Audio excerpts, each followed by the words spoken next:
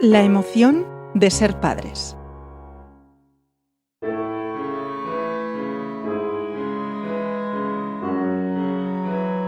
Un programa presentado y dirigido por Elena Colina.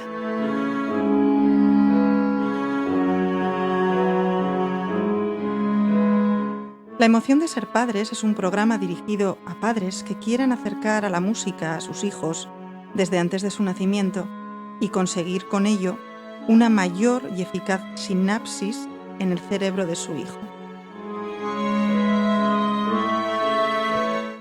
Ser zurdo o diestro no lo decide el cerebro, sino la médula espinal, aunque la condición de ser diestro o zurdo sí que está relacionada con el cerebro.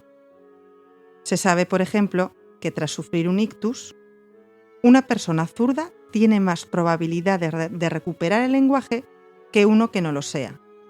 Esto se debe a que la zona cerebral del lenguaje reside en el hemisferio izquierdo específicamente, pero un 30% de los zurdos puede tener dicha propiedad repartida entre ambos hemisferios, o incluso tenerla solo en el hemisferio derecho, por lo que un ictus izquierdo no le afectaría el lenguaje. He oído además que estudiar un instrumento durante años evita el primer ictus.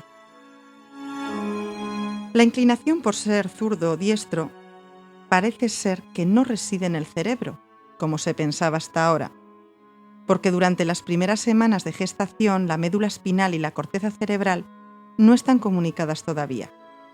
Al menos, así lo desmiente un trabajo reciente publicado en IFLife, a cargo de la Universidad de Ruhr de Bochum de Alemania, en colaboración con el Instituto Max Planck de Psicolingüística y la Universidad de Radboud de los Países Bajos, además del Centro de Investigación Wellenberg de la Universidad de Stellenbosch en Sudáfrica.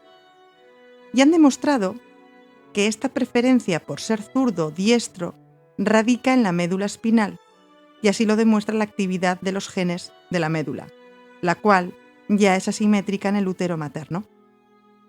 En la década de 1880 ya se podía observar que en la 8ª semana de gestación el bebé tenía preferencia por una mano o por la otra, y en la semana 13 se chupaba más el dedo de una mano que de la otra.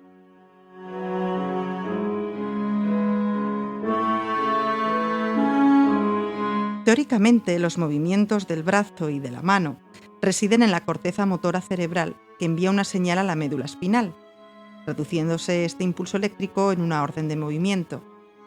Este ha sido el motivo de confusión y donde ha residido el fallo del concepto hasta la fecha.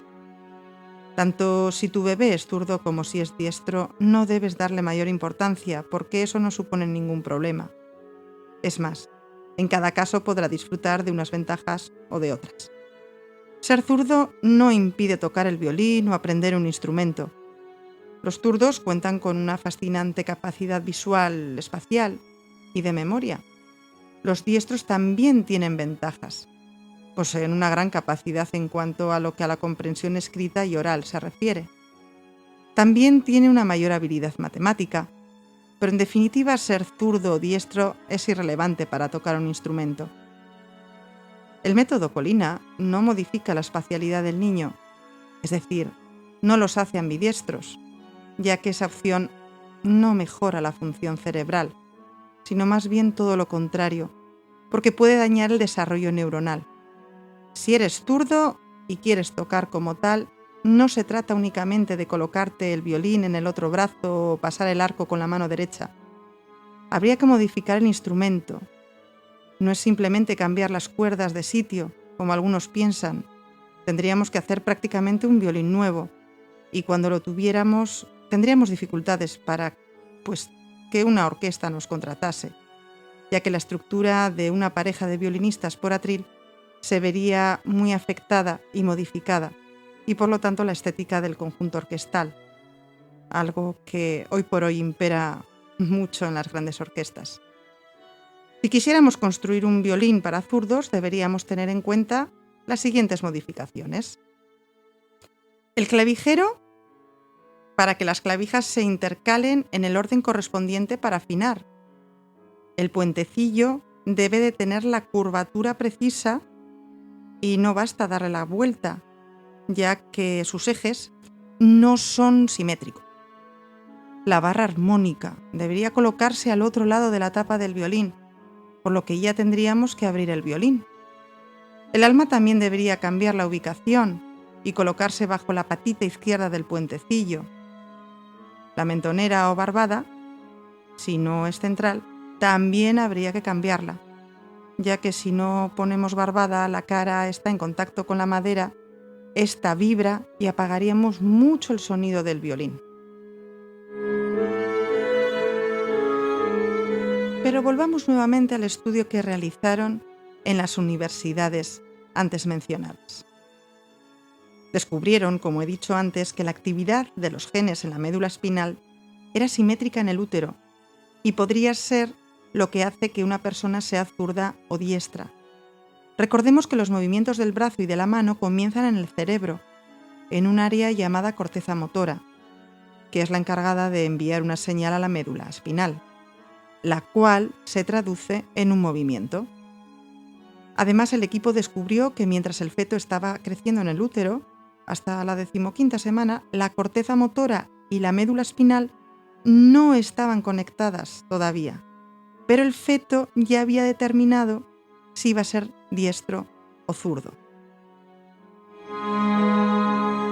Es decir, el feto, que ya puede moverse, elige una mano favorita antes de que el cerebro comience a desarrollar su cuerpo. Pero ¿cómo averiguaron esto?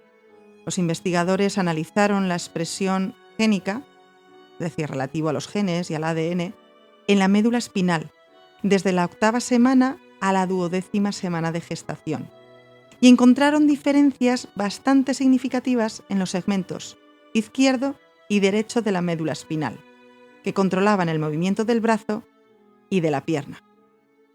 De esta manera llegaron a la conclusión de que la médula es asimétrica debido a la epigenética, que es un conjunto de reacciones químicas y demás procesos que modifican la actividad del ADN, pero sin modificar su secuencia.